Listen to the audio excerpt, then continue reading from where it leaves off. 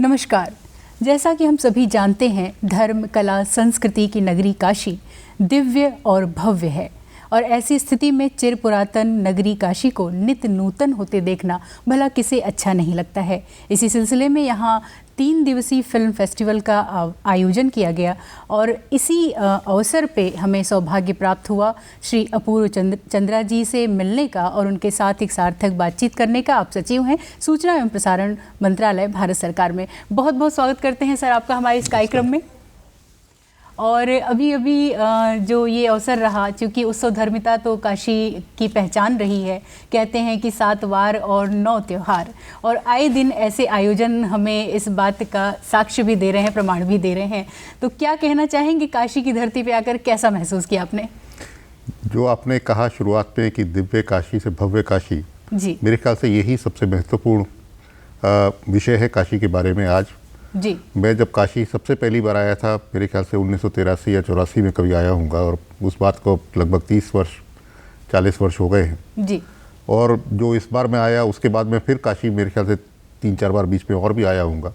अभी मैं पिछले 10 वर्ष के बाद, अब जो है 10 वर्ष के अंतराल के बाद काशी आ रहा हूँ, और बहुत मेरे को बड़ा फ़र्क देखने को मिला इस बार। जी। क्योंकि अब ये जो मंदिर का प्रांगण है, जो मंदिर का परिसर है, जिस तरह से उसका सुशोभीकरण हुआ है, और माननीय प्रधानमंत्री श्री मोदी जी ने 13 दिसंबर को उसका जो उद्घाटन किया। जी। पिछली बार जब आए थे तो कहीं गलियों में घूमते घामते कहीं पहुंच गए और मंदिर कब आया और कब निकल गया पता भी नहीं चला। पर इस बार जो भव्य इमारत जो मंदिर की देखने को मिली, वो निश्चित ही एक बहुत सौभाग्यपूर्ण मेरे लिए एक बिल्कुल घटना है। और जो अभी जो आगे फिर है, नदी से ही सीधा आप मंदिर तक पहुंच सकेंगे, ये भी एक बहुत बड़ा वो है बदल जो कि काशी में मुझे देखने को मिला। एक विस्मयकारी परिवर्तन हम सभी के समक्ष है और विश्व में एक मैसेज जा रहा है कि जो कभी संभव नहीं हुआ वो अब संभव हो रहा है। और ऐसे में यहाँ जो तमाम आयोजन हो रहे हैं, उसी सिलसिले में फिल्म फेस्टिवल पे चर्चा करना चाहेंगे सर। अभी फिल्म फेस्टिवल के बारे में आपका क्या विचार है?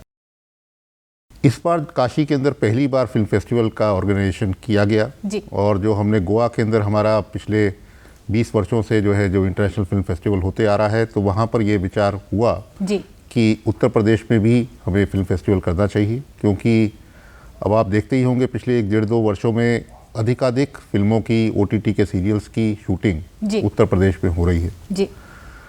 तो और उत्तर प्रदेश में फिल्म को तो आकर्षक करने के लिए, फिल्म वालों को आकर्षक करने के लिए बहुत कुछ है जी। यहाँ पर हिस्ट्री है, यहाँ कल्चर है, मॉन्यूमेंट्स हैं और जंगल हैं, प्राकृतिक सौंदर्यता है। पर साथ ही यहाँ के जो लोग हैं, उनकी जो कहानियाँ हैं, वो भी एक अपने में नए किस्म से हर आदमी कह सकता है। अब आप जो है सीरियल्स देखते हैं तो कभी झांसी के बारे में कभी कहानियाँ आती हैं, बुंदेलखंड के बारे में आती हैं, सुदूर जो ईस्ट का एरिया है उधर की आती हैं। हर जगह की अपनी अपनी कहानियाँ हैं, तो वो दिखाने को बहुत कुछ है। बिल्कुल। और इसका उद्देश्य ये भी है काशी फिल्म फेस्टिवल का कि जो फिल्मकार हैं भारत के मुंबई से और बाकी जगहों से, वो यहाँ आए, देखें कि उत्तर प्रदेश में क्या क्या जो है सुविधाएं हैं और इसको जो है अपनी कहानियों में बुने और देश में और विदेश में दिखाएं। जी, तो निश्चय ही रोजगार का सृजन होगा, यहाँ पर पर्यटन को बढ़ावा मिलेगा। इस दृष्टिकोण पर क्या कहना है आपका? ये जो इंडस्ट्री है, फिल्म इंडस्ट्री है या जो टेलीविज़न इंडस्ट्री है, इसमें इतने लोग लगते हैं और तरह तरह के रोज़गार उपलब्ध होते हैं। और उत्तर प्रदेश के जो युवक युवती हैं, वो हर तरह की कला में उनका प्रावीण्य है और वो काम करते आ रहे हैं।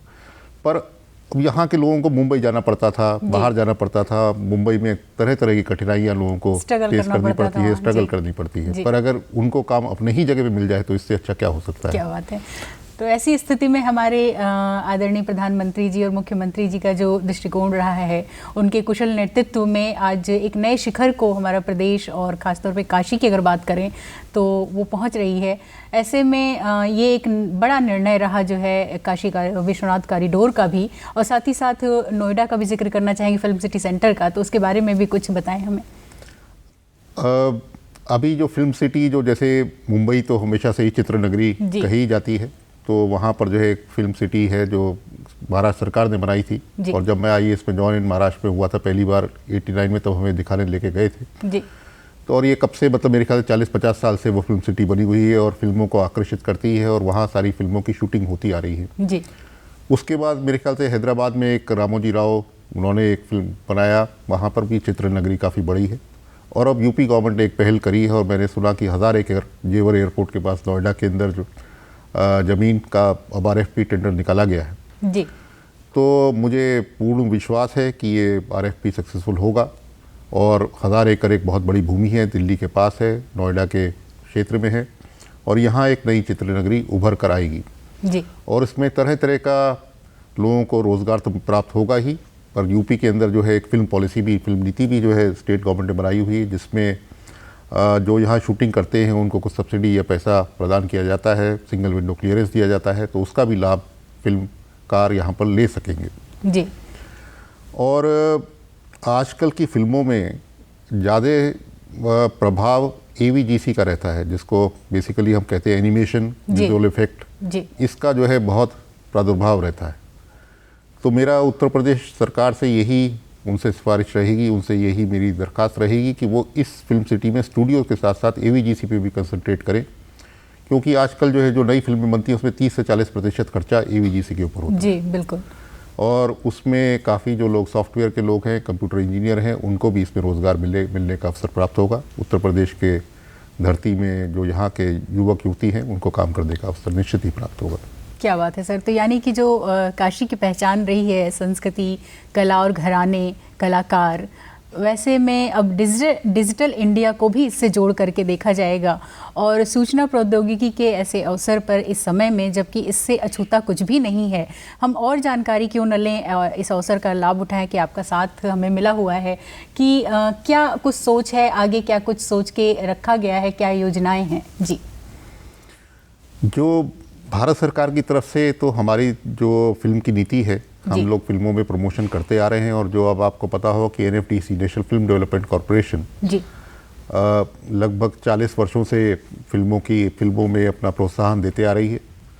और जो हमारी न्यू एज सिनेमा की जो मूवमेंट शुरू हुई थी 1970 में, चाहे श्याम बेनेगल की पिक्चरें हों, नसीरुद्दीन शाह जी की हों, शबाना आज़मी और स्मिता पाटिल, कितनी ही पिक्चरों को NFDC ने अपनी तरफ से उसमें सहभाग लिया, उनमें प्रोडक्शन किया और वो अगर NFDC नहीं होता तो शायद वो प्रदर्शित भी नहीं हो पाती। तो वो सब काल का सारा सिनेमा NFDC की वजह से ही पनपा। जी। आगे अब हमारा यही उद्देश्य है कि हम जो है, अब आजकल तो सिनेमा बहुत विस्तृत हो गया है, पर जो है हमें अब भारत में जो सिनेमा चल रहा है उससे ज़्यादा अब हमें इंटरनेशनल उस पर भी जाना चाहिए, क्योंकि भारत का सिनेमा तो बहुत हमेशा से ही बाहर के देशों में भी बहुत प्रभावी रहा है जी। और बहुत प्रसिद्ध रहा है और लोगों को बहुत अट्रैक्ट करता आ रहा है जी।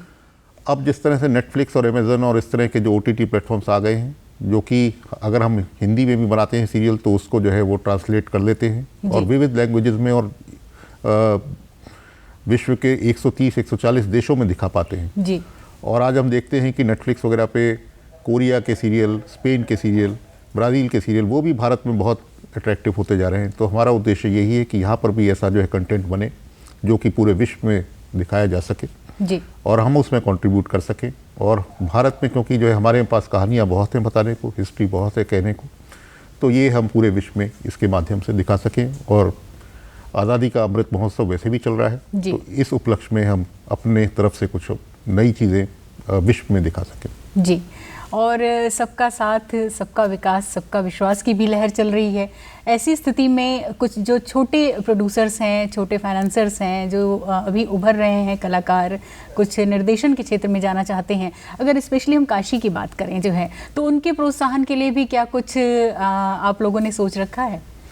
इस बार आपने देखा होगा कि माननीय मंत्री महोदय श्री अनुराग ठाकुर जी ने जी जो हमारा IFFI हुआ था गोवा के अंदर नवंबर महीने में, तो वहाँ पर 75 युवक युवतियों को वहाँ चुना गया था पूरे देश भर से कि जो प्रतिभाशाली युवक युवतियाँ हैं और इसमें काम करने में इच्छुक हैं फिल्म के क्षेत्र में, उनको पूरे भारत से उनके नाम बुलाए गए और प्रसून जोशी जैसे विख्यात जो फिल्म जगत के हस्ती हैं उनके अध्यक्षता में इनको चुना गया और वहाँ पर गोवा में उन्हें बुलाया गया, फिर उनको जो है प्रोत्साहन दिया गया।